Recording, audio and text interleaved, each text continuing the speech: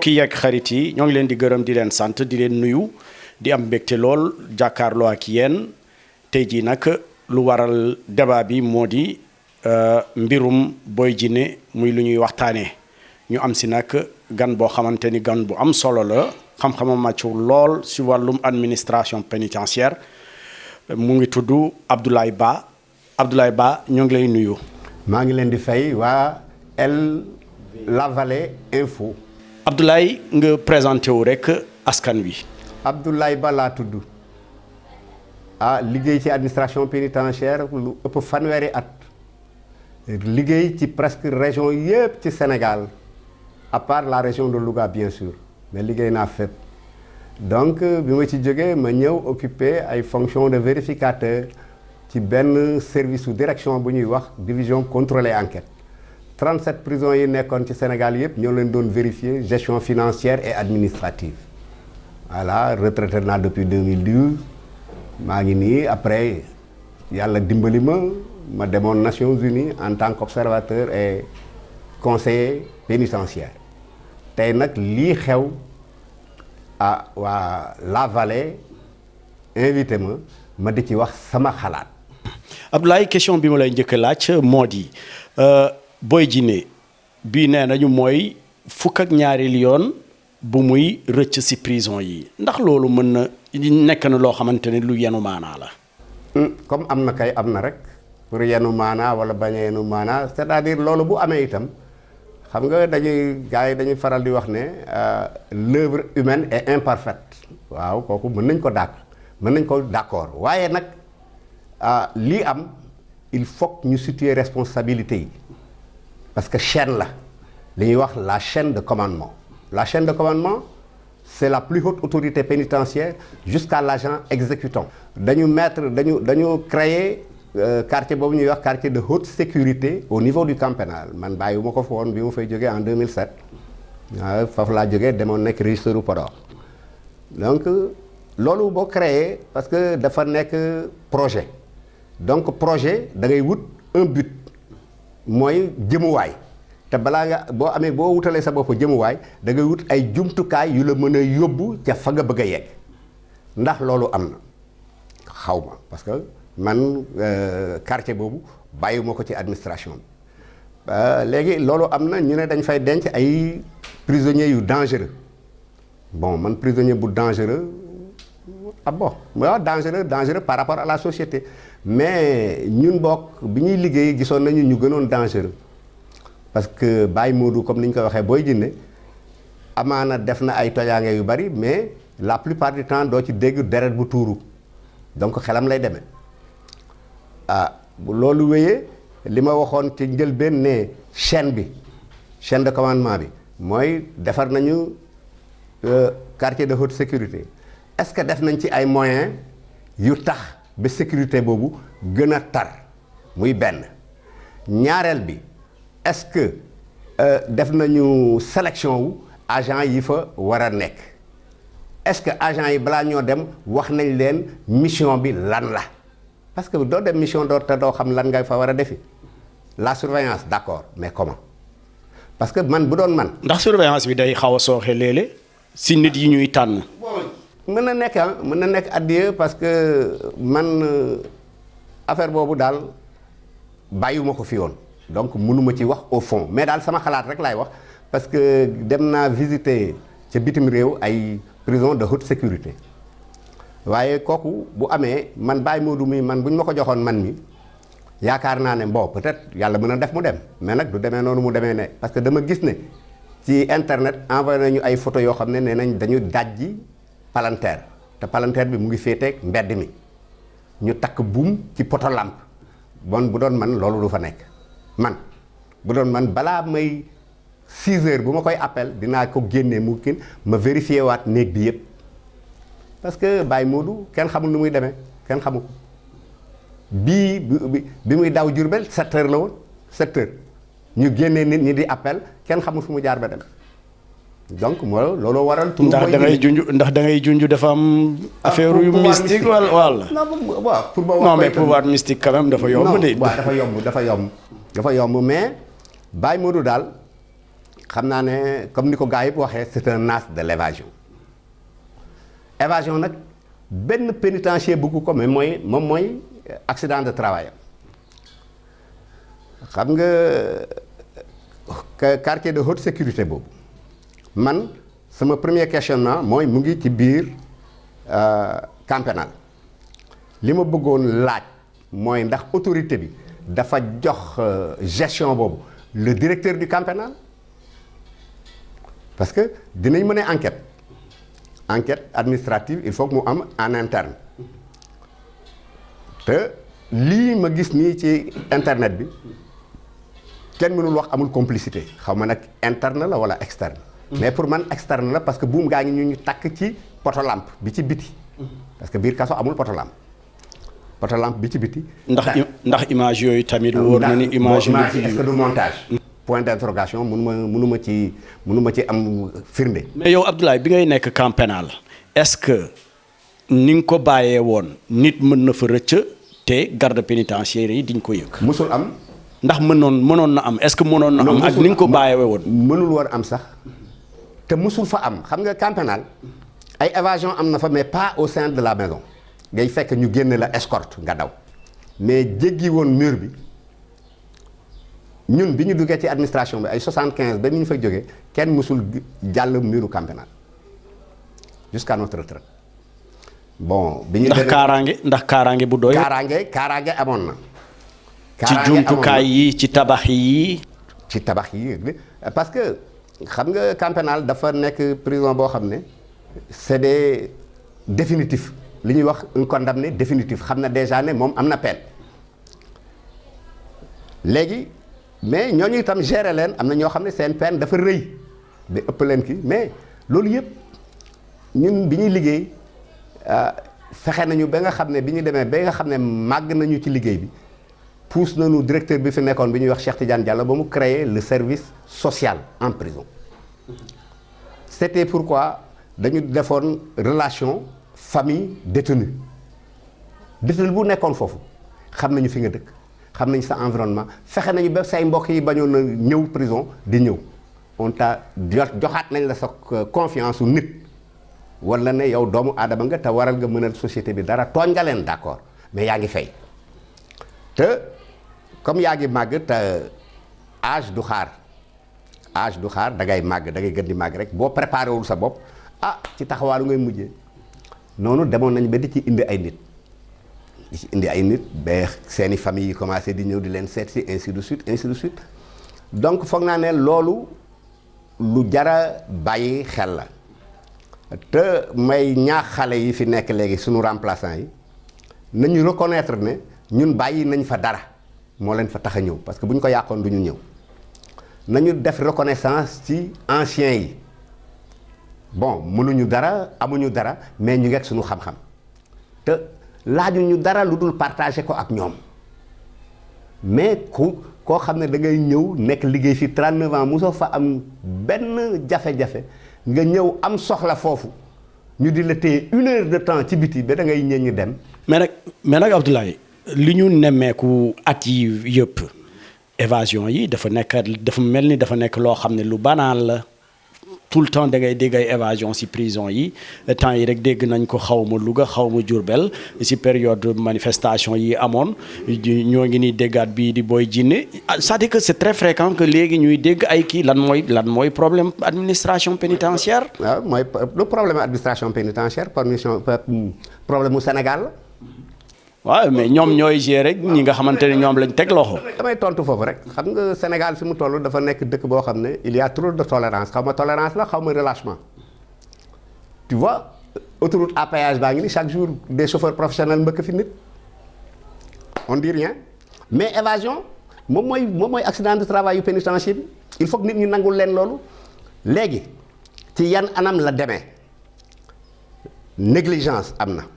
fu évasion amee négligence am na de la part de qui des surveillants ça c'est sûr négligence am na tu as quitté le poste ou bien def nga loo warul ta def bouger nga fi nga sa place bi nga waroon a nekk parce que xam nga prison wu Dakar yi yëpp am nañu Mirador te les Mirador servent à juxter la prison dañuy tiim prison bi donc chemin de ronde bi kenn waru ko jege lu dul agent donc képp ku dox foofu agent gars yi war nañ la mën a interpeller te li ma remarqué avec la technologie gars yi dañoo am ay caméras de surveillance léegi même ca biti dañuy gis li fa xew mais est-ce que quartier de haute sécurité am na caméra xaw ma nag vraiment xaw ma. waaw mais fi nga xam ne nekkul quartier de haute sécurité am na caméra de surveillance kay xanaa bu fekkente ni ñoo ngi ci quartier de sécurité surveillance bi dafa gën a war a yokku. normalement. bu dee quartier bi amul autorité bi moo tax ba amul parce que autorité bi moo ko créé il doit mettre toutes les conditions pour que nit ñi mën a def seen mission bi ni mu waree. amul parce que man quartier de sécurité bi man mii di wax ak yow xaw ma fan la situé wu ci biir Camp pénal parce que bàyyiwuma ko ci administration bi donc xaw ma fan la situé wu pour mën a seet bu baax ndax am na chemin de ronde wala amul chemin de ronde te prison bu amul chemin de ronde dootu prison parce que mur bi day mitoyenne ca biti tali wala léet alors que gis nga la prison est là. surtout prison Camp pénal quand même si position bi mu nekk. am na chemin de ronde c'est-à-dire la prison type du Camp pénal am na chemin de ronde bâtiment boobu fan la nekk xaw ma ko bu dee dañ ko taf ci mur yi nga xam ne dafa nekk ci booru Scat Urbam bi kooku dootul prison pour man du quartier de haute sécurité on l'a nommé comme ça mais du quartier de haute sécurité parce que mur d'enceinte bi dara waru ci tafu foofu chemin de ronde la pour que s'il y a quelque chose les agents puissent y passer. Abdoulaye am na benn audio bu ñu attribué kii di Boy Djiné mu ngi leen doon artu di leen nekk prison yi amul benn sécurité surtout nag fi ñu ko tegoon te ñu ne woon zone de sécurité la nee na moom amul sécurité c'est-à-dire que daf leen défier woon te li mu défier woon léegi moom wane na ko que amul sécurité parce que génn na dem na yoonam. ah oui génn na dem na yoonam comment dirais-je nag laay koy waxee coono bi mu ngi tegu déjà ci agent yi monté woon léegi enquête dina am. ñooñu moom c'est les premiers ci. oui c'est les premiers ciblés. c'est les premiers ciblés. responsabilité. oui parce que ñoom ñoo fi nekkoon. qu'est-ce qui a failli xaw ma ko mais ñoom xam nañ ko te l'autorité va tout faire pour mën a xam li waral lii parce que bu dara xewee rek am na lu ko waral lii xew na tey gars yi dañ ko bëgg a xool ne tey jii lii moo xew Baye Modou mais Baye Modou lu tax mu dem il faut que ñu war a xam loolu ca kanam li ci ginnaaw nag le futur nous dira beaucoup de choses futur bi bu ñu jàppee Baye Modou lu bari dana feeñ parce que Baye Modou ni nga ko waxee déjà 12 fois te dafa défier woon gars yi ne place bi du sécurité comme moom mi ñu fa yóbbu moo xalaat loolu kon gars yi balaa ñu ko fa doon dugal waroon nañu xoolaat bu baax ci sama xalaat rek wala bi mu waxee loolu ba mu dugg ci seeni nopp ñoom autorités yi waroon nañu déjà mettre les caméras de surveillance bu dee amul xaw ma ndax am na wala amul vraiment xaw moo ci dara waaye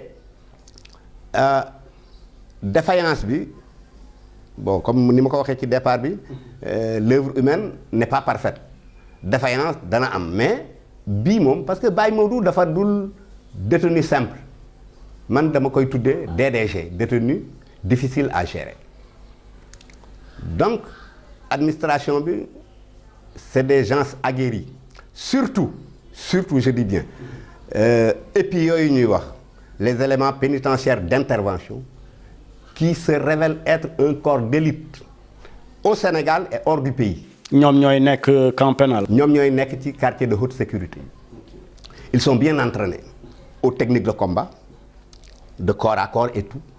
et c'est des garçons très disciplinés par rapport au commandement malgré que est-ce que li ma ko waxee woon début bi moyens yi ñu leen war a accompagner yépp est-ce que mettre nañ ko à leur disposition xaw ma te xam naa ne ñi ŋànk loolu ay xale yu am fulal lañu am nañu professionnalisme te xam naa ne ay conseillers wu patron bi lañu muy directeur est-ce que joxuñu ko un rapport de sécurité par rapport à cet endroit mënuma loolu mënuma ci wax mais xam naa ne ñi ko ŋànk am nañu capacité intellectuelle boobu pour mën a proposer comme ni ñu ko tuddee quartier de haute sécurité mu nekk un quartier de haute sécurité. Quartier de haute sécurité boo ko gisee ci yeneen réew yi ku ci mel ni ay dëkku Bill Clinton yooyu États-Unis da ngay gis dañ koy defal le plafond dañ koy tisseel ay fer muy benn ci biti dañ koy defal ay barbelé gis nga li ko tiim nga xam ne digganteem ak mur bi dinañ fa defaat barbelé boo xam ne dara du ci mën a dugg parce que ay outils yi mën nañ koy sànni muy dugg ci biir cour bi te il y a de ces petits téléphones yoo xam ne nii lañ toll mën nañ ko sànni waa ji démonter ko tas ko ci biir loolu yëpp dafay non waxuma fii de am na bitim réew donc te xale yooyu ma lay wax dem nañu defi stage bitim réew dem nañu compétition bitim réew indi fi ay ndam yu bari parce que pays organisateur bi rek moo leen daan raw waaye on connaît xam nañ li xew foofu itam doo ñëw invité ma ba pare ma raw la nga di ko nangu doo ko nangu waaye xale yi jàmbaar lañu parce que de 2009 ñun balaa ñuy retraité amoon na ay taxes yu ñu prévoir oon ba gis nga police gendarmerie douane seen 2V yooyu ñu def ñun ñoo ko njëkk a takk c'était pour relever le niveau de recrutement des agents muy indi toujours nga dégg xale di wax mais sunu nouveau statut le nouveau statut il faut que mu ñëw pour gën a revigorer agents yi parce que ñoom ñoo ci gën a bénéficier wu la haute hiérarchie dana ci bénéficier wu gaa mais li ci ëpp ci ñoom la de surveillant à contrôleur ñoo ci gën a bénéficier wu parce que ñoom la seen grille de reclassement indiciaire daal di baax parce que ñëlee nga xam ne ils sont de la hiérarchie A1 ils sont à 20 comme les magistrats donc tant que yokkaluñu ñooñu duñu leen mën yokkal peut-être mën nañu am ay indemnité si afférent mais xale yooyu daal surveillant ba contrôleur ñoo ci mën a bénéficier te ngir yàlla nañ ko gaaw def. Abdoulaye mbiru Boy Djiné lan moo war a doon sanction bi.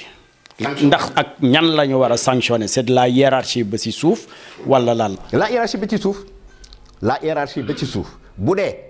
créé nañu kii de sécurité boobu te amul caméra de surveillance l'autorité est responsable la faille ci biir agent yi doon surveiller il faut que ñu def la part des choses parce que ñoom kenn la ñu am ko daw kenn kooku mën a remplacer 23 yu mbuur yi mais dégg ñu benn xam naa ne peut-être sanctionné nañ ko parce que le directeur a été relevé et c'était en plein jour à Mbour c'était 23 personnes qui étaient parties avec les manifestations de mars fii nag kenn moo dem te nee nañu 5 heures du matin la dem 5 heures du matin même le directeur n'était pas là-bas le directeur de la prison même bu dee quartier de haute sécurité bi ci moom la dépendre il ne fait que donner des instructions dem këram ñibbi comme tout bon fonctionnaire c'est aux agents qui ont été triés dans le volet pour faire ce travail ñoom ñoo waroon a continuer liggéey bi parce que fii en matière pénitentiaire tout le monde est responsable tout le monde parce que yow mi élaboré plan de commandement bi yow mi élaboré plan de surveillance bi yow mi élaboré plan de sécurité bi parce que yooyu yëpp après il faut faire la restitution ba ñooñu nga fa war a teg comprendre xam lan mooy seen liggéey foofu ak naka lañ ko war a defee ak fan mooy seen taxawaay parce que foofu même bu amul mirador waroon nañu teg benn chaise ci kaw pour nit ki benn agent di fa nekk. Abdoulaye est-ce que ñaata nit ñoo war a nekk de garde ak ñaata nit ñoo war a nekk di wër prison bi bu fekkente ni am nañ ko loo xam ne lii ngeen teg ci charte. bon léegi surveillance su prison. wala ci poste de garde bi rek ngeen di nekk. non du tout gisoo li ma la wax dama la ne boo xoolee Dakar prison yëpp am na mirador donc camp pénal 1 2 3 je crois ou 3 ou 4 mirador a nga fa. dangay wax lan mooy mirador. ci wolof nga expliqué ko. mooy néeg bu ndaw boobu ñu teg ca kaw. pour garde bi di ci nekk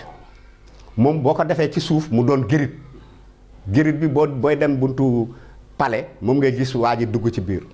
kooku mooy gérit bu ñu ko ajee nag ci kaw mu doon mirador pour surveillance la nga xam ne yow di nga surveiller ci kaw li fay xew ñi ci suuf surveiller ci suuf donc fan la nit war a jaaw parce que suuf ak kaw rek a fi nekk ndox amu fa. te dañ fay nekk en permanence. permanence 24 heures sur 24. war na am ñu fa nekk. yow boobu balaa ngaa wàcc man damaa ñëw man mi la war a relever il faut que ma ñëw pour yow nga mën a wàcc parce que dañuy def passation de service bind ko ci cahier bi ñuy tuddee la main courante. avons relevé ce monsieur tel à telle heure avons procédé au kii d'usage rien à signaler moom lay gars yi bind RAS. nga signé ma signé nga jox ma samay caabi nga wàcc donc pour dellu si ci question bi mooy ne ñaata nit ñoo fa war a nekk kooku mu ngi dépendre ci population carcérale population carcérale bi déjà chaque secteur bu nekk parce que prison bu nekk dañ ko délimité en secteur secteur bu nekk actuellement secteur bu nekk normalement am na chef de secteur ak ay adjoint 2 ou 3 secteur bi lay am 2 ou 3 secteur beneen bi am 2 ou 3 muy 9 poste de police le chef de poste ak adjoint nekk fa mu am un portier ca biti un portier d'intermédiaire et un portier de détention ñeneen ñépp nag ay renfort la ñu nekk parce que moom la ñuy wax la faral di wax brigade d'intervention rapide mu ñëw nga xam ne ñooñu dañuy nekk ay poste yoo xam ne pour dem defi fouille wala dem appel bu appel jotee c'est à 18h dañuy dugg renforcer nit ñi ñuy lim nit ñi benn par benn ñu dugg seeni néeg ba mu mat ñu tëj bu matul dinañ wax kenn ki manqué fu mu ne. bu ñu yeewoo tamit. bu ñu yeewoo itam dañuy compter waat et nominalement dañuy woote par benn ngeen di dugg parce que ñëppay génn. ñuy woote benn ñëpp bu ñu la nee nit ki dafa feebar itam dugal xool ndax mu nga fa parce que loolu mooy surveillance mu kóolute dem vérifier taxul wóoluwuma la. waaye li nga lim fii yëpp si ay agent nan la leen di benn nit di rombee di dem yoonam te yëguñu ko xamuñu ko. waaw kooku nag c'est le point d'interrogation kooku moom ñoom xam naa ne dinañ ko kii parce que man bi may nekk ci établissement yi yàlla defal na ma jàmm du sama njàmbaar du dara. du dara man bi may liggéey am naa évasion bu mel ni te man maa ko libéré maa ko signal këyit bu ko libéré man ñu di wax ak yow maa ko signal këyit bi ko libéré te c'était à Kaolack bi ma jógee Matam Kaolack laa dem ma nekkoon le greffier il y a un monsieur boo xam ne ba tey ba fi may wax ak yow ni kenn xamul fan la ne te c'était en 93 waa ji demul tribunal prévenu la mooy ku kenn atteegul mais ci fiche feuille d'audience bi jógee tribunal turam mi ngi ci pour ñu libérer ko ma xool fii xool daane Amath et il s'appelait Amath Diouf ma xool affaire bi Amath Diouf comme président tribunal ak procureur signé nañu koy mais moi je le libère ma libéré dañ ko libéré 3 jours après le procureur a besoin de lui parce que il fallait que ñu entendre ko ma Ablaye ba fu waa ji jaar man leen këyit gaa ngi nii temps yooyu nag appareil téléphone yi amul pour nga photo affaire bi te xalaatuma woon photocopie parce que moi pour man j'ai fait quelque chose qu'il fallait faire ndekete dafa am kenn boobu li ngay wax rek xam nga toujours il y a des gens véreux ku dugal turam avec les mêmes écritures et la même plume que l'audience te demul tribunal et j'ai été sanctionné j'ai eu 3 mois de suspension et il le fallait parce que j'ai fauté mais j'ai fauté aussi avec comment on le dit encore en kii du tayeef du lu ma tey lu ma gis la ma gis ñeneen ñëpp war nañ la libérer ñu bind ci trop ma libéré ko mais après dem naa ba xam ne c'était du faux et ça c'était un agent qui était là-bas qui l'avait fait mais bof c'est fini ça reste derrière nous man baal naa ko jeex na. Boy Djiné ci audio biñ koy attribué am na fu muy wax ni que DAP bi dem na ci procureur ngir ñu juger ko dem na si nu mu tuddati waaye juge d'instruction pour ñu juger ko loolu yëpp wax na ko mais nee na teewul kenn juger wu ko d'ailleurs nan la kii di Boy Djiné retrouvé au camp pénal te jugé guñ ko xamagul penam ak yooyu te est-ce que DAP aussi am na droit di dem ngir laaj ñu juger détenu bi. voilà Boy Djiné jugé nañ ko ba tëj ko loolu ko indi camp pénal Boy Djiné deful amul benn délit rek il a beaucoup d'infractions parce que évasion rek infraction la donc te temps yi passé rek dégg naa sërëm di wax ne penam jeex na war nañ ko bàyyi ma ne ko dafa fàtte ne am na détenu pour autre cause moom la en jargon pénitentiaire moom la ñuy wax DPAC. Boy Djiné bon wax na ko te mënuma ko firndeel mais xam nga par humanité ak pour mën a gérer ce flux de détenus souvent di nga def loo xam ne et puis c'est à nous parce que ñun bu ñu xasee ba dénk ñu leen ñun ñoo war a topp seen dossier judiciaire bu dee am na beneen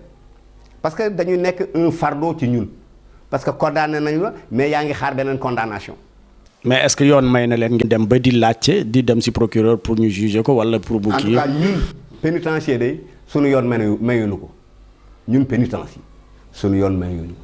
ko mën nañu nag bind à tout instant au niveau du procureur wala du juge d'instruction pour parler du comportement et de la situation pénale de l'individu lan moo ciy xalaatam parce que am na ci yenn mandat de dépôt yoo xam ne bu ñu la ko joxee am na benn certain temps boo xam ne bu ko juge d'instruction bi renouvelé wul yow régisseur bi am nga droit libéré waaj muy 151 bis l'article 151 bis du code pénal mais loolu parce que da ngay téye fi waaj pour 6 mois instruire le dossier bi nga fàtte muy doon un plus dans la prison ak du infraction yëpp nag dafa am ay infraction ciblée bu dee yow bëgg nga yow régisseur bi bëgg nga collaborer ak gars yi à 1 mois avant délai d'expiration bi mën nga ko rappeler juge bi mu ne ah oui gars wax nga dëgg donc dans une semaine dinaa la envoyer beneen mandat te mandat boobu bu ñëwee da ngay génneewaat waa ji daal di ko koy notifier jox ko acte de notification jël yëppam mu xam ne renouveler nañu mandat de dépôt juge bi nee na dana ko déglu ci ay fan yu néew parce que loolu rek la lay wax yooyu loolu rek nga mën a joxe. pour le cas Boy Djiné man foog naa ne xaw ma ko de mais yaakaar naa ne ay infraction bari na te infraction bu nekk ak ay daan bële xaw ma ci lan la woon bi ñuy wax ne jeex na mais nañu xool ne évadé na ñaata yoon te ci prison te ku évadé prison bu ñu la jàppee dañ lay placer ji mandat de dépôt boobu il faut ñu juger. Abdoulaye lu ñu fi waxtaanee fii yëpp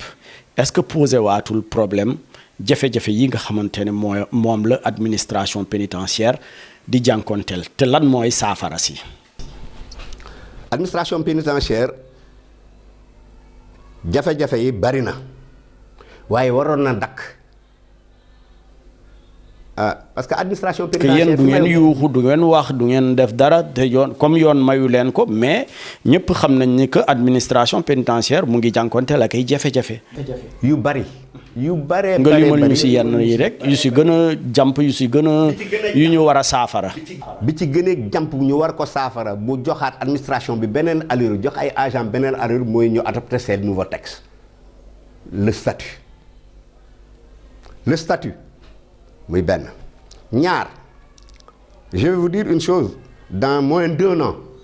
l'administration pénitentiaire aura 50 ans ci lu matul at administration pénitentiaire dana am juróom fukki at te xale bu am juróom fukki at nag war naa mën a demal bopp aw ma dara lu ma contre nag ñeneen ñi parce que administration pénitentiaire ki defar muul bi capitaine u gendarmerie la woon boobu mu ngi tuddoon service pénitentiaire rattaché au ministère de l'intérieur muy capitaine Assane Diop de la gendarmerie que je salue au passage pas bu ma bëggoon la parce que même bi mu retraité daf ma daan jox ay conseils yu bari bu dee mu ngi dund itam maa ngi koy ñaanal mu gën a yàgg bi mu fi ci jógee on a eu un commissaire de police divisionnaire de classe exceptionnelle que tout le monde appelait papa c'était Feu Ibrahima Niang qui a dirigé l'administration pénitentiaire pendant 10 ans moom moo njëkk a nekk directeur administration pénitentiaire ñun moom moo ñu recruter donc après bi mu fi jógee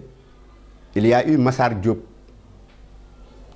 colonelu gendarmerie moom it mu ñëw def fi temps dem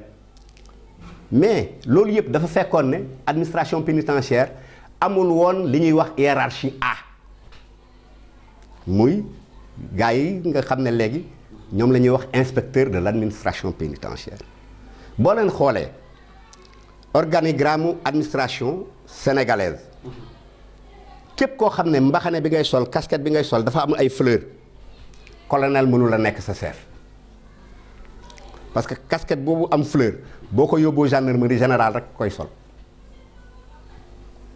donc je n'ai rien contre eux nag gendarmerie je n'ai rien contre eux parce que vraiment gunge nañ ñu lu bari mais daal bu ñu mënoon a jox administration bi un inspecteur de l'administration pénitentiaire ñun retraités yi dinañ ci jàpp pourquoi parce que dinañ ñu woo bu ñu woowul itam dinañ ñëw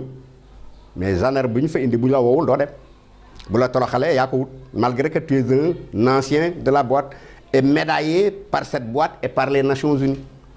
mais bu la woowul boo fa demee bu la woowul en tant que gendarme mais moi je ne vous reconnais pas mën na ko def alors que chez lui on reconnaît les vieux les anciens parce que on nous avait appris qu'un ancien on ne pisse pas sur lui da nga koy fonk di ko il connaît beaucoup de choses peut-être qu'il ne peut plus rien mais il connaît beaucoup de choses te on a vécu dund nañu ci prison loo xam ne mën naa waat ne xale yi duñ ko dund ñun bi ñuy soog a formé fukk ak ñett la ñu woon 13 on faisait 50 mais 13 la ñu affecté 100 mètres muy fukki nit ak ñett 100 mètres carrés de 1977 ba 78 13 la ñu woon ñoo doon def liggéey bi yëpp te pourtant amul woon évasion yi ëppoon nañu 450 sur 13 453 personnes mën nañu leen téye léegi lu indi prisonniers yu bari nañ wax ci loolu loolu nag mooy problème parce que prison demul ci doomu aadama yi ñooy fekk ci kaso pour lan jikko yee yàqu bëgg-bëgg yi bari nanguwoo liggéey nanguwoo jàng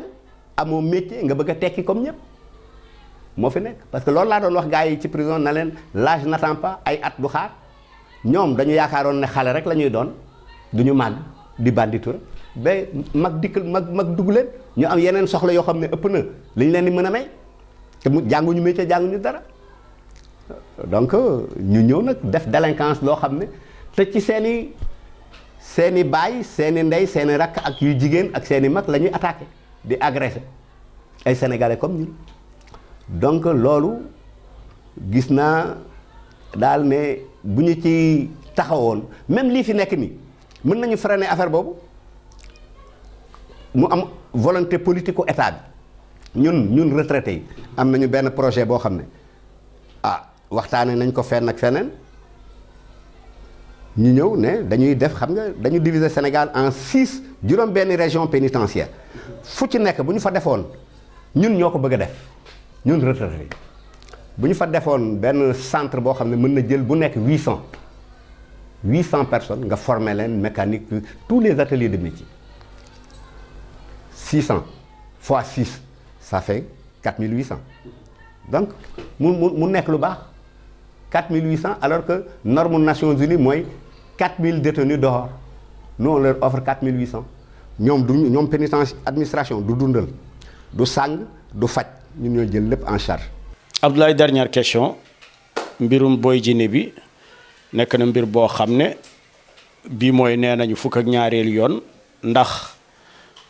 sanction yi war na wàcc. warul wàcc foog nga ne dina wàcc. bii mooy 12e fois de te sanction mosuñu gis sanction mosuñu dégg sanction. kan ñu sanctionné kan Boy Djiné wala agent yi. non agent yi. non yéen doo leen ko dégg yow tamit c'est administratif. c'est administratif c'est dans le. boo ko defoon dëkku tubaab yi de ñëppay wàcc. waaw waay bon dëkku tubaab ñun nekkuñu foofu moom la ñu bëgg a dund nag alors que bokkuñu ay aada xam nga administration bu ci nekk am na ce qu'on appelle le secret professionnel. On constitue quand même les responsabilités. Les responsabilités seront situées moo tax ñu ne la ils sont en train de faire une enquête interne mooy yéen ñi fi nekkoon même ki mu bokkal cellule détenu bi mu bokkal cellule dinañ ko entendre malgré kooku yoonam newu ci yoonam newul ci Baye Modou dem na wala bañ na dem moom bëggul a dem toog na foofu gëm na yàlla Baye Modou nee na dégg naa audio bi nee na moom boo gisee mu def lii du ragal kii du ragal lële mais dafa jeexal ñu bëgg ko fi téye ah c'est la raison là l'administration pénitentiaire ne peut pas te retenir administration pénitentiaire mënul téye nit amul droit téye nit koo xam ne peenam jeex na parce que bu fa dee di administration bi yëpp am problème parce que nee nañu peine bi jeex na waratu fa nekk. waxtu bu mu génnee prison bi est-ce que mën na fi génn Sénégal. bu baax parce que c'était préparé affaire bi du bu ko tey de parce que baro yooyu ñu dajji bu dee foofu la baro yooyu ñu dajji moom Baye Modou mënu ko dajji ou bien il a fait plus def na ci lu mat juróom-benn wala ñetti weer di ko xoos ndànk-ndànk pour mu mën a dajjee te xanaa loolu agent yi bu ñuy ñëw appel sax dinañ dugg vérifier ñun de bu ñu mësaan di def appel daan nañ dugg ci biir vérifier xaw ma nag léegi. ndax amul jumtukaay ndax amul lu mu war a. non vérifier les fenêtres. fenêtre d'abord. seet les kiiwu porte yi fii gong yi parce que ñoom dañu yore lu ne parce que léegi sax bu yàgg ba. dañuy yore lu ne ci biir prison yi ñu nekk. lu nekk ngi fi téléphone sax ngi ci biir kaso yi. man avant may retraité j'ai pris plus de trois téléphones. mais nañ koy dugalee foofu xanaa balaa ngay dugg dinañ la fuye xanaa. fuy bi mais déggoo li ma la wax mën nga téye benn affaire takk ko ci mbuus sànni mu dal chemin de ronde nga ñëw dugg visite ne mais sànnil naa la benn mbuus bu bëla ñu football lu dóor bal bi mu dem agent bi ne ko waaye damal jëli bal bi loolu yëpp am. mais ñoom xale yi dundaguñu woon loolu te jegewuñu ñu yenn jege yoo xam ne dana tax ñun ñu mën leen sol xel yooyu am na ci ñoo xam ne nag maak ñoom réeroowuñu ci dara bu ñu ma soxlaa ma dem bu ma déggee dara ma woo la ne la maa ngi ñëw waa père war ñëwal ma ñëw ñu waxtaan li ma ci am xalaat bu néew ma jox la parce que nit ki la gën a yàgg ci néeg bu la na moo la xam moo la woon fan la leeraay gi nekk. Abdoulaye Ba ñoo ngi lay gërëm di la sant. non maa kontaan ci yow. di fàttali ni que sa xam-xam màcc na lool ci wàllum administration pénitentiaire nga nekkoon kenn si di agent yi La Vallée Info nee na la jërëjëf. non man maa leen di jërëjëf di ñaan yàlla nag seen fii yàlla gën ko yaatal ba ku nekk xëcc ci. amiin yàlla fanqal leen lépp luy loraate. jërëjëf. merci beaucoup mbokk yi ak xarit yi yéen it jërë ngeen jëf.